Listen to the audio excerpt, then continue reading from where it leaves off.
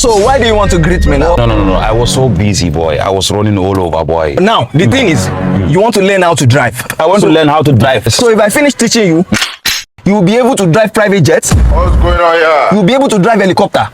I can that.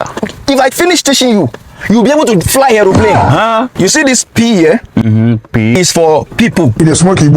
Or maybe you have a pretty lady in the car. Now, we have R is for rest. Rest. Yes. Or maybe you want to rewind.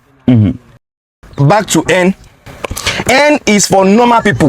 Like if you have a normal people in the car, So I can put it here. you just put it as N. It will N work for you. normal people.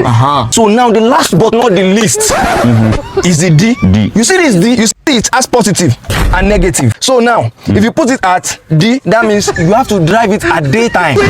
Only daytime. Only the daytime. You cannot drive it at night. Okay. So now let's go. Come and try the car. You dey use your function to play. You dey use your generation to play. You are doing rubbish. You think that you are doing. Put it on any one of your choice.